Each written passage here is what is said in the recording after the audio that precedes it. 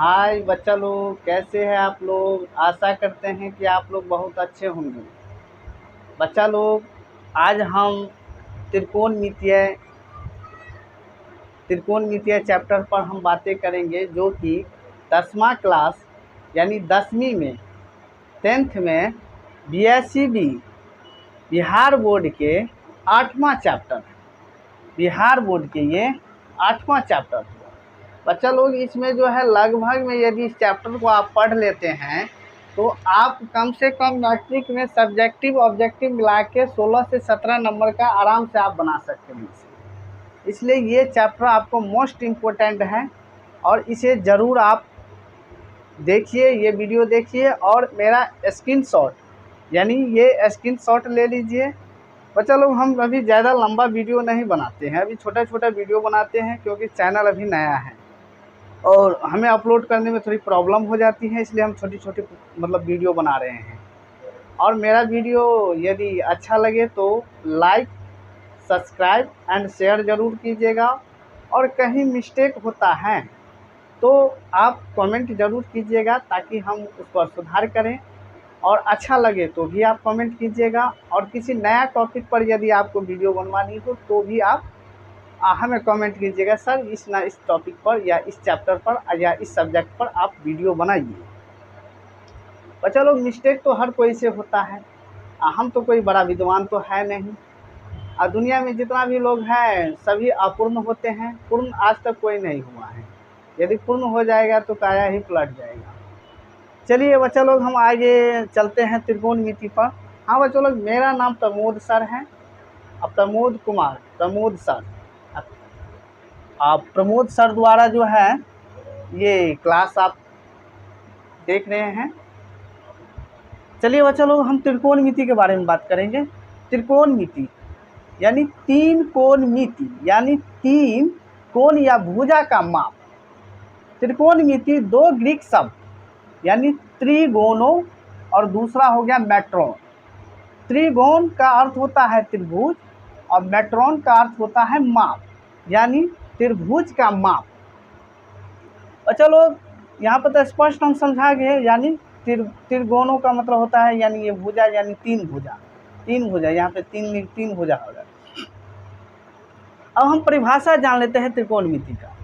त्रिकोणमिति गणित की वह शाखा है जिसमें त्रिभुज की भुजाओं, कोणों की मापों तथा उससे संबंधित प्रश्नों का अध्ययन किया जाता है। समझ गए बच्चा लोग। यानी इसमें जो है आप त्रिभुज, यानी त्रिभुज का तो परिभाषा आप लोग जानते होंगे, तीन भुजाओं से घिरी बंद आकृति को, यानी तीन सीधी भुजाओं से घिरी बंद आकृति को त्रिभुज कहते हैं। बच्चा लोग, उस त्रिभुज में एक समकोण त्रिभुज होता है, एक समकोण त्रिभुज होता है। इसी त्रिभुज यानी इसी समकोण त्रिभुज पर सारा चैप्टर का इर्द गिर्द घूमता है। अब देखिए बच्चा लोग, इसमें तो आपको मालूम है समकोण त्रिभुज का परिभाषा। वैसे त्रिभुज जिसका एक कोण 90 डिग्री का हो उसे समकोण कहते हैं।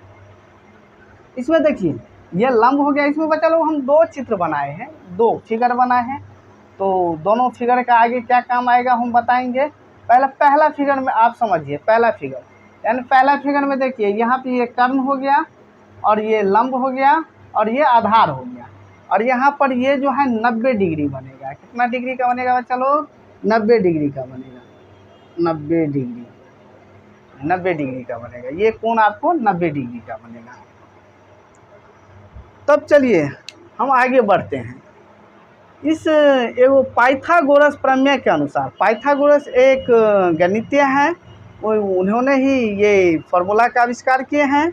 और उनके अनुसार यानी कर्ण बराबर लंब स्क्वायर, यानी कर्ण स्क्वायर बराबर लंब स्क्वायर प्लस आधार स्क्वायर। यानी ये जो कर्ण होता है ना, कर्ण लंब और आधार दोनों के योग के बराबर है।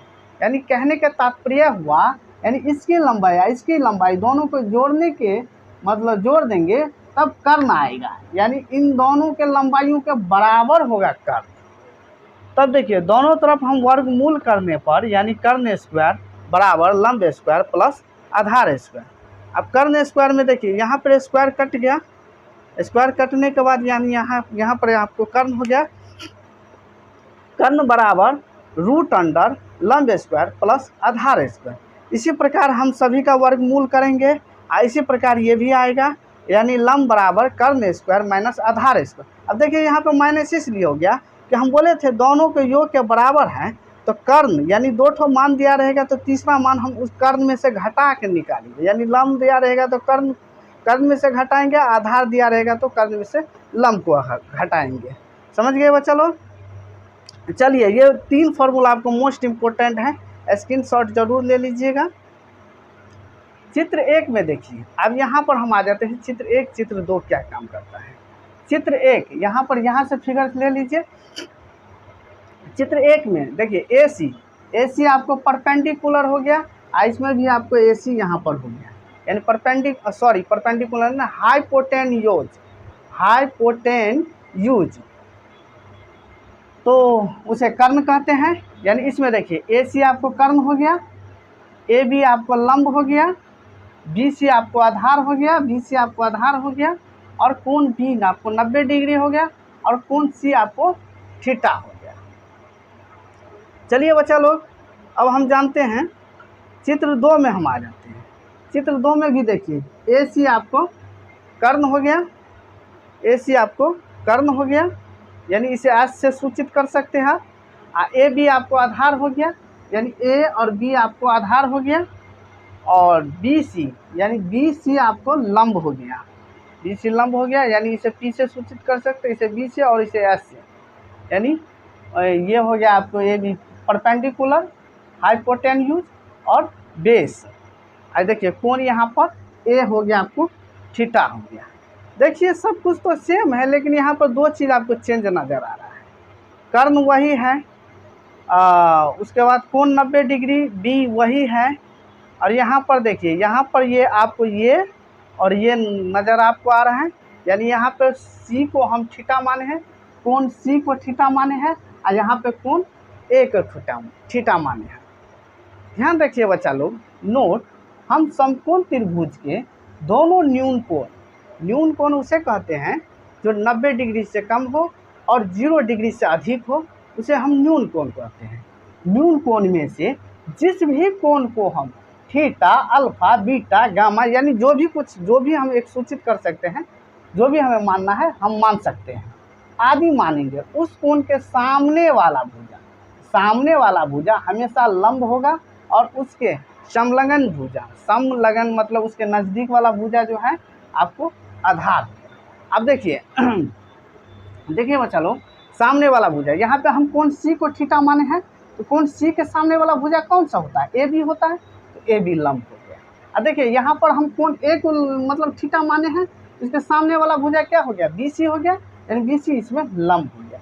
बस थीटा के कमाल है, कर्ण वही रहेगा, कोण भी 90 डिग्री वही रहेगा, बस थीटा, जिस भी कोण को हम थीटा मानेंगे उसके सामने वाला भुजा जो है हमेशा लंब होता है, और उसके समलग्न भुजा यानी नज़दीकी वाला भुजा जो आपस में जुड़ा हुआ भुजा है उसको हम आधार कहेंगे। चलिए बच्चा लोग, अब हम इस प्रकार ही आ जाते हैं सभी त्रिकोणमितीय अनुपात। देखिए ये 6 गो फॉर्मूला होता है, जिसमें आप 3 गो फॉर्मूला को याद रखिए, बाकी 3 गो फॉर्मूला आपको ऑटोमेटिक याद हो जाएगा। और उसके बाद अगला हम भाग में जो है ना, इस पर सवाल पर हम डिस्कस करेंगे। आज हम सिर्फ ये 6 फार्मूला हम लिखाएंगे। 6 फार्मूला में देखिए, पहला हो गया आपको साइन थीटा, इसको साइन थीटा कहता है, इसका संक्षिप्त रूप साइने होगा। इसका फॉर्मूला होता है आपको लंब बटा कर्ण। और ये जो 2 चीज़ है ना, हम आपको समझाने के लिए दिए हैं, यानी चित्र 1 और चित्र 2 से हम दिए हैं, आपको याद बस इसको करना है, साइन थीटा बराबर लंब बटा कर्ण। तो देखिए यहाँ पर लंब क्या हो गया? AB लंब हो गया, और AC आपको कर्ण हो गया। वहाँ पर क्या लंब हो गया आपको? देखिए यहाँ पर थीटा माने तो BC लंब हो गया, और AC कर्ण हो गया।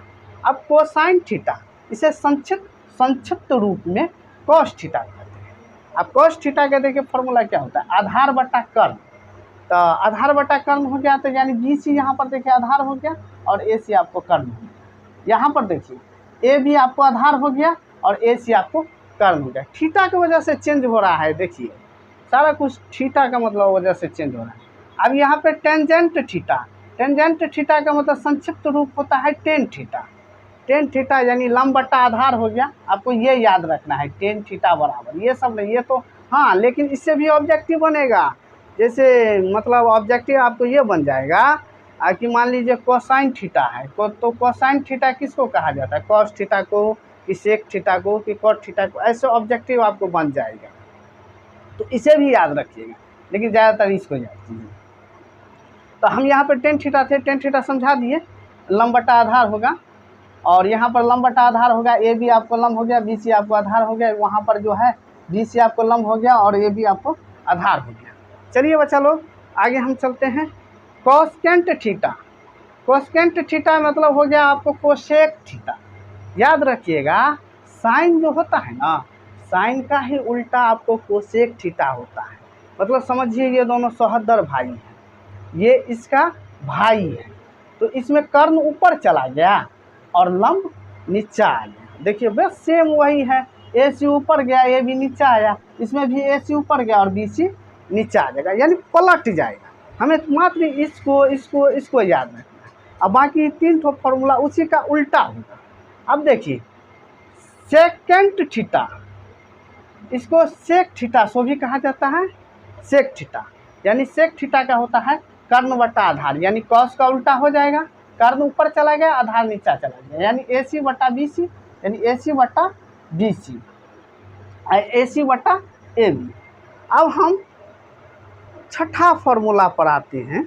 छठा फॉर्मूला हो गया कोटेंजेंट थीटा, कोटेंजेंट थीटा यानी इसको संक्षिप्त रूप में हम कॉट थीटा कहते हैं, और ये टेन का भाई हो गया। टेन को पलट दीजिए, यानी आधार आपको ऊपर चला गया और लंब आपको नीचे चला गया, यानी बी सी आपको आधार और ए बी आपको लंब, ए बी आपको आधार और बी सी आपको लंब।